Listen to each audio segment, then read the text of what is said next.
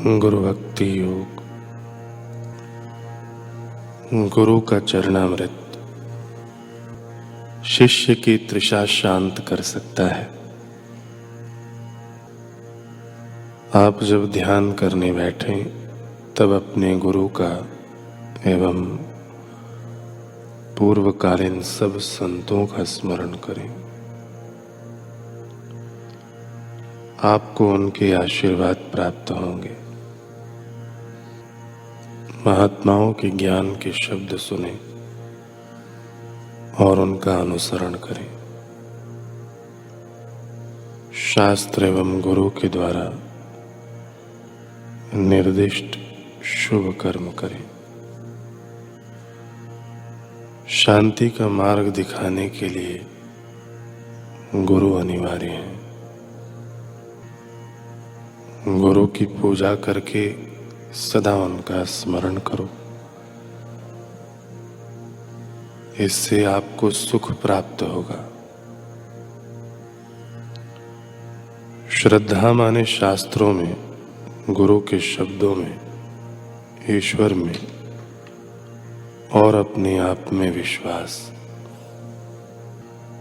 किसी भी प्रकार के फल की अपेक्षा से रहित होकर गुरु की सेवा करना, यह सर्वोच्च साधना है। श्रवण माने गुरु के चरण कमलों में बैठकर वेद का श्रवण करना। इतिहास का पुराना प्रसंग है। म्यांमार के आक्याब नगर के राजा का नाम था पेंगुज। उसके दो राजकुमार थे,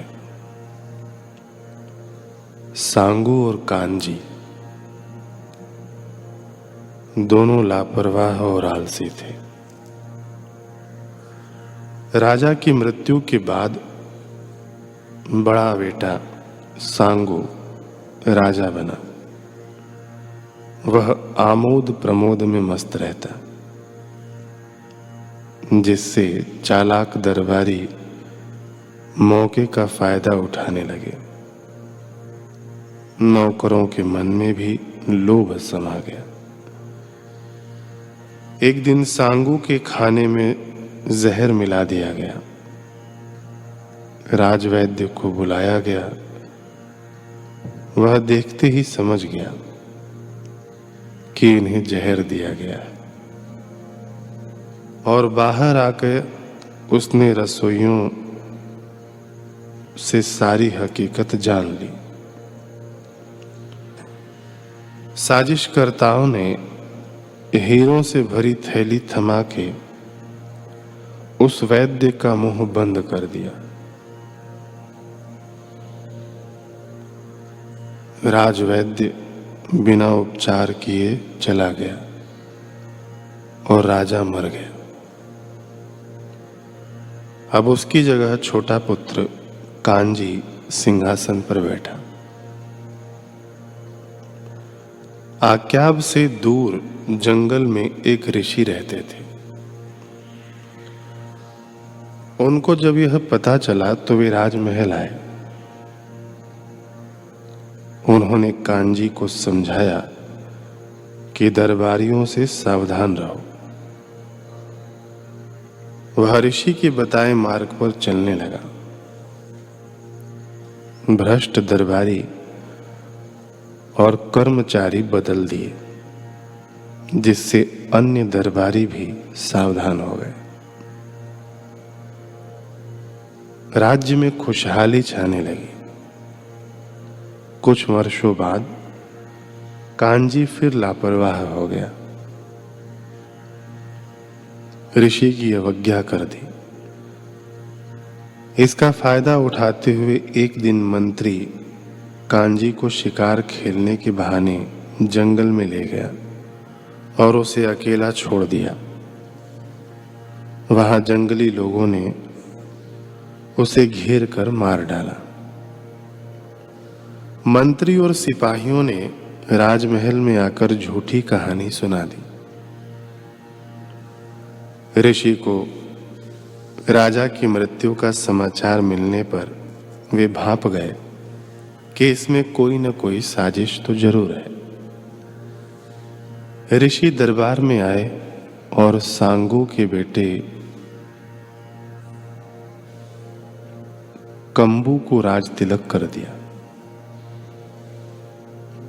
कंबू दिन रात षड्यंत्रकारियों से बचाव एवं कुशलता पूर्वक राज कार्य चलाने के उपाय सोचता रहता। जब कोई उपाय न सूझा तो आखिर वह ऋषि के पास पहुंचा और अपनी चिंता व्यक्त की।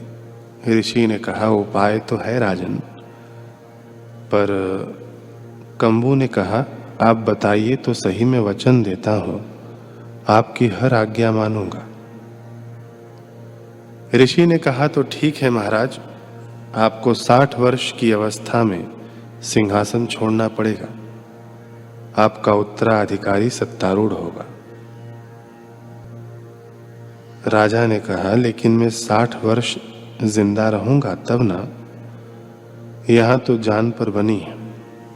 ऋषि ने कहा, राजन चिंता मत करो, पूरे राज्य में घोषणा कर दो कि राजा की मृत्यु होने पर उसके रसोइये, राजवैद्य, मंत्री, सेनापति तथा खास नौकर भी मृत राजा के साथ जलाए जाएंगे। ऋषि की आज्ञा अनुसार राजा ने घोषणा करा दी। इससे दरबारियों में खलबली मच गई। हर कोई राजा की सेवा में तत्पर रहने लगा। ऋषि की आज्ञा पालन करने वाले कंबू ने 60 वर्ष तक राज्य किया, फिर अपने बेटे को राजा बना दिया। इस तरह राज परंपरा चलती रही। आज तक आज्ञा में उन ऋषि की पूजा होती है गुरु रूप में। जो गुरु आज्ञा पालन करते हैं वे विकट परिस्थितियों से पार हो जाते हैं। मंत्र मूलम गुरुर्वाक्यम, मोक्ष मूलम गुरु कृपा।